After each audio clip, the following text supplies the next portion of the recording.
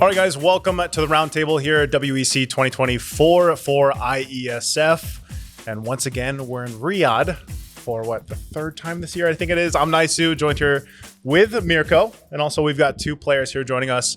We'll go ahead and start with introductions here over to the right. Hello, I'm Mauro. I'm from Team Egypt. I play as a roamer. Hello, I'm Fried Chicken from representing USA. I play as an XP laner. Yeah, you guys should be already familiar with these names. You know? I've seen them multiple times in international tournaments. It's the guy who knocked out Geek Fam. Yep. I still hold that grudge against him. I still remember the Franco. Yeah, and probably all the Malaysians out there remember him for knocking out the Malaysian teams at M4 and M3 too, right? So, oh man. Hey, you know who else remembers Fried? The PH server. the PH server. No, again, we're glad to be here, of course. It's for some people that have been watching, the IESF tournament here at WEC, you might just be now tuning in and, catching some of the games when you can online, I think, for us. But playoffs start tomorrow, unfortunately, for both of our players here. You can tell us about your experiences because, they won't be joining us tomorrow, I believe, to go to the playoffs here. But how was your guys' experience so far? I mean, Fried, we can start with you. How was it? I know you just finished your recent game. Your last game was against Malaysia. Yeah. So how's your experience so far? I'll say overall, experience in ISF has been great. Saudi Arabia is a lovely country. I love the culture here and visually stunning. And it's unfortunate that I don't understand their language, so hard to communicate. But love that IESF was held here. Unfortunate that day one, a lot of technical issues, but thankfully day two is almost flawless, and they seemed a lot more structured, and they knew what to do in the right process. As for the games, could have done better. I think we did do pretty good for ourselves in the latest match versus Malaysia, but you get at the EWC champs and one of the best regions, Philippines, in your group. It's a bit of a stretch to get out of that. What was the biggest hurdle on top of the fact that you were placed in the group of death, right? That was a big hurdle. It was a big problem. But what about the meta, right? The meta right now, because we just got a patch recently. There was another hot fix as well. Did that play a part into the losses today? So we didn't play playoffs from now on. Will be played on the new hotfix, so that'll definitely affect these next matches going onwards into playoffs. So they might seem a bit different than the group stage matches, but it definitely did affect the new patch. Did affect the new or these games. For example, Chip almost completely not prioritized at all in these, especially in the PH SRG series that went to a game 3, and it's a big shock because Chip has been relevant since he's been released. First picker banned almost 100% across all MPLs. I think we've seen a lot of changes here, from meta and everything else. Maro, I know there's been an effect with you too, in terms of your role and some of the picks that have come up, and even the change in game duration. I would say, how do you feel as a roamer yourself, as things have changed drastically, even from the last ISF, which you also participated in?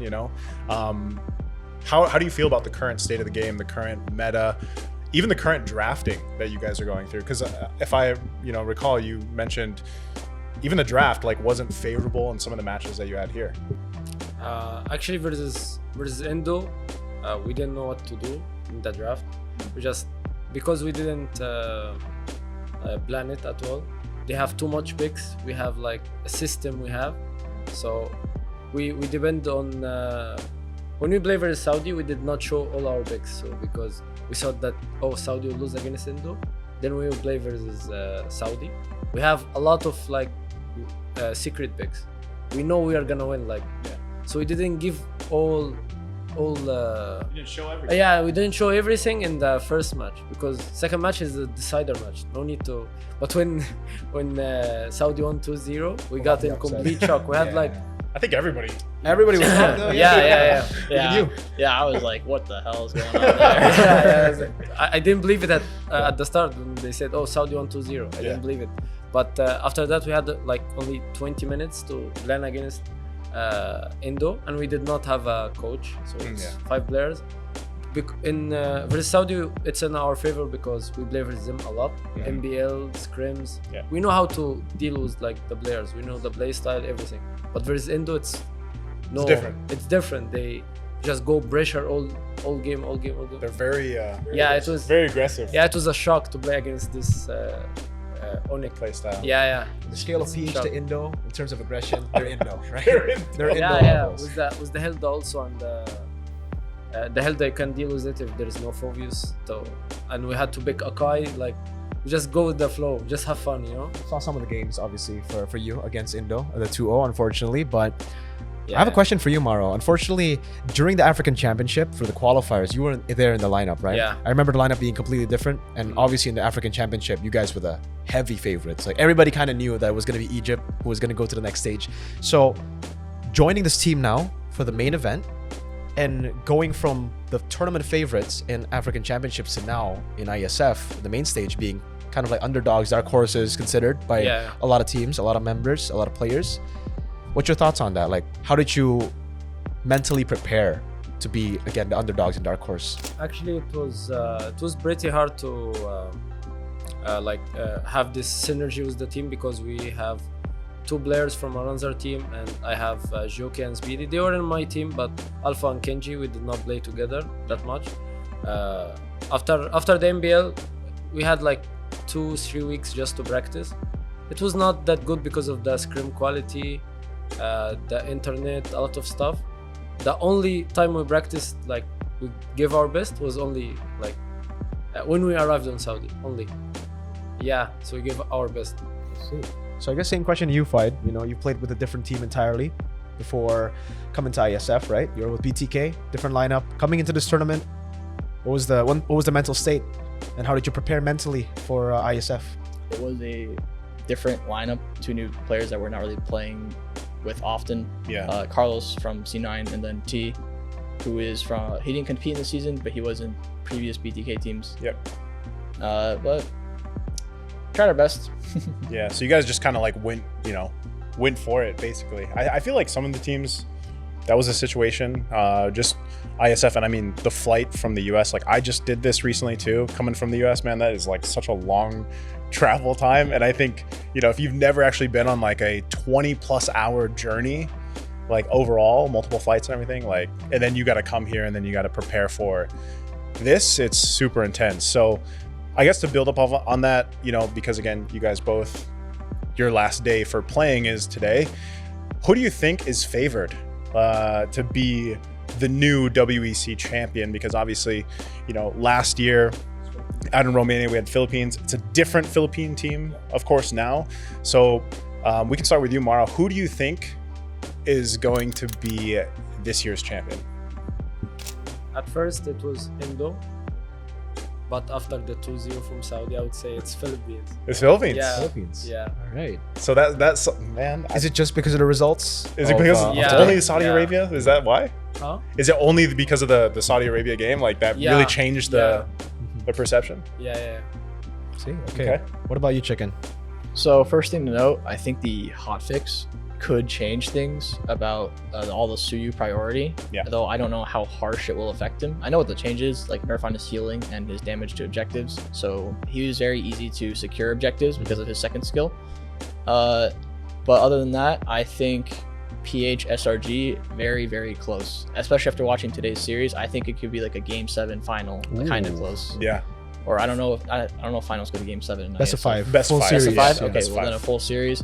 Indo, unless this patch somehow benefits them massively, I don't see them beating SRG or PH. Yeah. Okay. I think it's funny because remember PH, I didn't know they were going to do this, but they actually played Saison, Kyle Teasy. Yeah. For those, they played him, I believe it was different today. lineup. Yeah. Yeah. And I think all of them have changes, I think. Yeah. Right? Like for Malaysia, they've had Yeah, changes. yeah. Obviously, it's not the full SRG lineup. And for Indo, too, they've added in Luke in the lineup, which is also very, very interesting. But yeah, all right. So for both, it's PH, yeah? PH Both over PH. SRG. What about you? Is it PH Malaysia toss-up 50-50? Yeah. Game 5 50-50 for PH Malaysia. I think that's a safe bet, right? Yeah. Looking at the past performances as well. But I really want to dive into why you think these guys are super strong. Like in your group personally, right? Going up against PH, going up against Malaysia. Or going up against Malaysia. You didn't get to go PH, right? No, we did not, unfortunately. I actually really wanted to, but Yeah. we didn't get the chance. But going up against Malaysia, what can you tell personally? I mean, like from their strengths and stuff. Is it kind of the same team as SRG despite not having the same members? So I think Malaysia, since M1, has always been a super aggressive region, and like every year you would see that, and some years it would do really bad, and some years it would do really good. And I think like this meta is like perfectly matches the Malaysian play style, and even though they did have 2 subs play instead of their main roster, they still played very well. But you could definitely notice, the mistakes that happen because of those players they have to get adjusted to. But I think the meta is great for them, and it's a big contributor to why they're doing so well. This is no like inside joke here, but I think part of this is like this is the most entertaining meta that we're in right now. Meta. The brawl. Yeah, I know you called it the brawl meta. That's a really good I absolutely love the meta that has been shifting and changing. And some of the games are obviously like faster, but I would say they're so action packed, and I think it makes teams kind of adapt on the fly, especially with the hot fixes like we mentioned. For you, Maro, I'm going to ask you, like, because you guys just as a team from Egypt and the familiar players that a lot of people have seen on the international stage representing Egypt, what do you think you guys lack? Like, how come when it comes to these international competitions, what do you personally feel like Egypt as a whole could like improve on to have a more favorable outcome when it comes to these internationals? It's only 2. First is the coach. If it's 5 players, it's completely different. Who's doing the draft, by the way? Like, who's leading the draft? It's mostly the 3 of us, me, Alpha, Joki. Okay. But who has the last call? It's Alpha and Joki.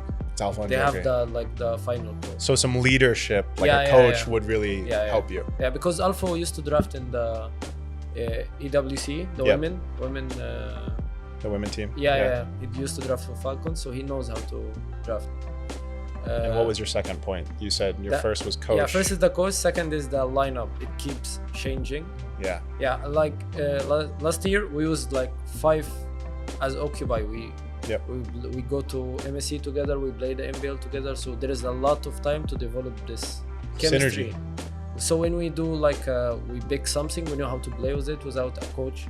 So that's why it helps. But with this, it's a different lineup. So the chemistry is not yet there. Yeah. There's a gap in the chemistry. Yeah. Negative chemistry. Yeah. So only those 2, and if it changed, we would do better actually.